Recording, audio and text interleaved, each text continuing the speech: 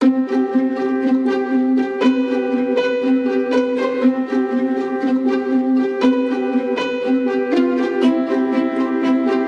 you struggle to get things done because you're trying to achieve perfection? You may be spinning your wheels because you've fallen into a perfection trap. Today on Free Your Inner Guru, we're talking about freedom, the kind of freedom that comes when you can escape the perfection trap. Welcome to Free Your Inner Guru, where we explore personal development, entrepreneurship, creativity, and the self-help industry. I'm your host, Laura Tucker. Today's episode is the last in the series, 3 key steps to create winning results and 1 major pitfall to avoid. Today, we're talking about the pitfall, how to break free of your perfection trap.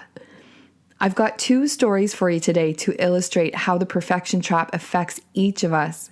Both stories come from an experience I had many years ago that involved me getting right out of my comfort zone. The year was 2004. On a hunch that can only be described as divine inspiration, I drove for 2 days from Toronto, Ontario to Kingston, New Brunswick to attend my first workshop of any kind.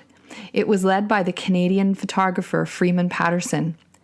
When I arrived, I was surprised to discover that I was one of the youngest in the group and the newest to photography. I was still grappling with the technical side of my creative passion, trying to understand how to get the best results out of my tools and to put it all together well enough to create the images that I had in my head. As always, I was an avid learner and an eager student, so I soaked up as much of the visual design principles that Freeman has become famous for, and I did my best to apply them through the lens of my camera. For the first lesson of that week, I had my camera and tripod painstakingly arranged to take a picture of the bottom corner of a window of Freeman's barn. Now, Freeman's barn isn't just any barn. It's absolutely gorgeous. It's got windows with some speckled glass that reflect the light everywhere. The wood, it has worn and weathered, and there's moss, and it has evolved over the years. And it's a subject that I have had the opportunity to photograph many times. But that first time, as I wrangled with the position of my camera, Freeman came to check and see how I was doing. Freeman stepped behind my camera and looked through the barrel of my lens, and he pointed out an imperfection. He explained that since neither the horizontal window ledge or the vertical boards of the barn were true, the viewer's brain would be bothered. Since the old barn was no longer square, it was important just to choose one and align it just right. After adjusting my lens, I stepped out from behind my camera and reached to swipe away a small piece of window caulking that had fallen on the ledge. "What are you doing?" he asked me, stopping me in my tracks. "I'm clearing the windowsill so the shot will be perfect," I said to him. And I thought I was anticipating what his next suggestion would be. "Take it off if you want," he responded with a knowing smile, "but if I were you, I'd shoot at least once with it exactly where it is." I obliged him and then took several more shots after I removed the caulking. When the slides came back from the lab, and yes, it was long ago enough that there were slides, I laid them out for inspection on the light table. I was certain that I would prefer the image with the clear ledge and was amazed when the opposite turned out to be true. The image that stood out from the rest was the one with the piece of caulking. What I had thought was a flaw had the opposite effect. It made a good image great. That tiny piece of white told the story of the weathered barn.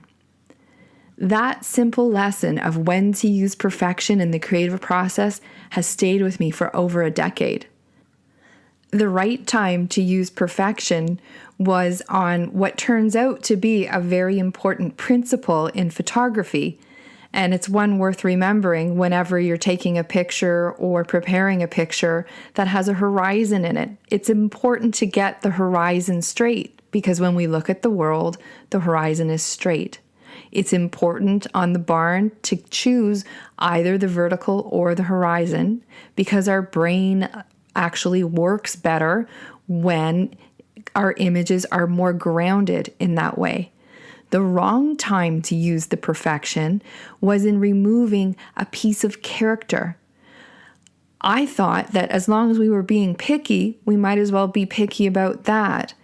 But it's the small things, the small details, the small flaws, the signs of aging that help to tell the story and give our main point not just context, but character.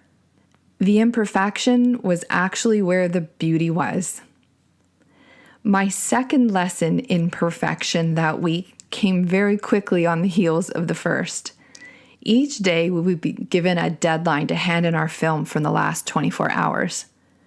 Each roll of slide film contained 36 images, and most of the participants would turn in 8 to 10 rolls of film each day, but I'd be lucky to have half that quantity to show for my efforts.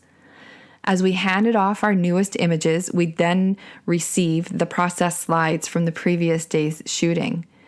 Editing and selecting was done at these long light tables that ran around the perimeter of the room.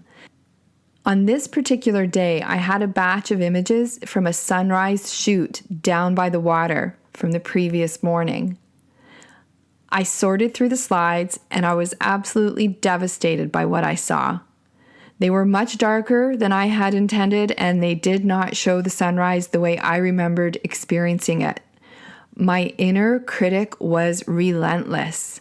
It was berating me with what it perceived as a failure.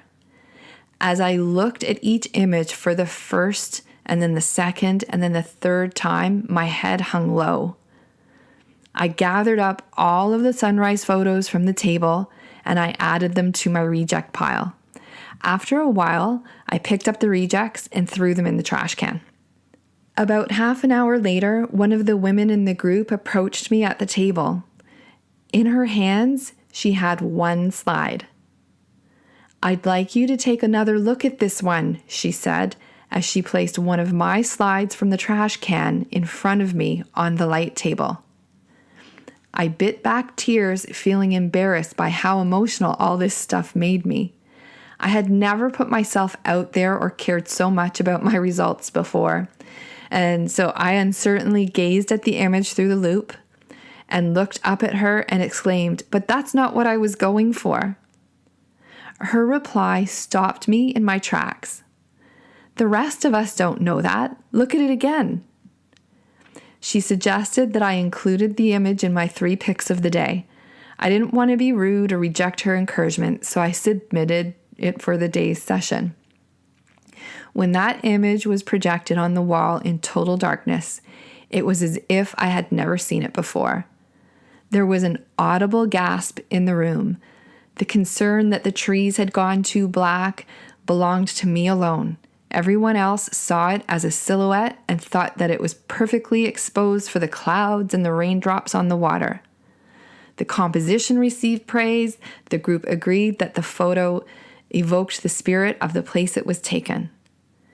In that moment, my awareness was expanded and a new understanding of what makes a good image was born in my mind.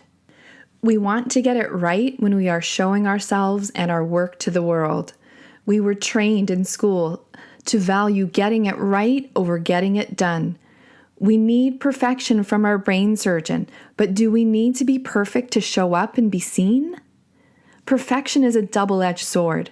It's important to get the big things right, but the downside of perfection is that it paralyzes productivity and stifles creativity.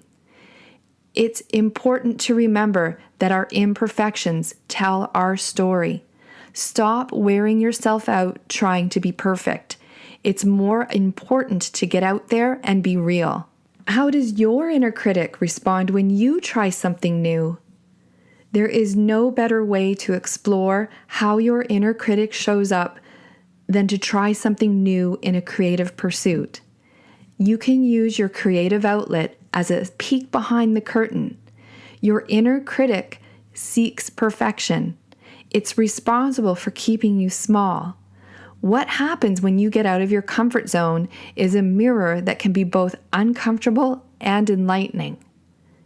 You may feel that you are not creative, so you might not be giving yourself permission to experiment. The truth is that creativity is natural to all of us.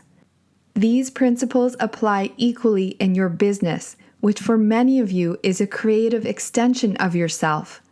They also apply in your relationships and every other area of your life. If you'd like to see the images I described in today's stories, check the show notes and follow the link that I've included there for you. If you take one thing from today's podcast, I hope it's this. Give yourself permission to be creative instead of striving for perfection. Allowing playful experiences into your life is one of the most important things you can do for both your success and your well-being. I'm Laura Tucker, signing off for Free Your Inner Guru. Thank you so much for listening to today's episode. I know you have a lot of choice where you receive your inspiration and information. If these ideas and stories resonate with you, I would be so grateful if you would take a few extra seconds for two quick things. One, if there's an idea or moment in the story or conversation that you feel would make a difference in someone else's life, take a quick moment to share on whatever app or website you're listening on. And two, subscribe so that you can become part of the ongoing conversation. Big conversations become the catalyst for meaningful change. I'm Laura Tucker, signing off for Free Your Inner Guru.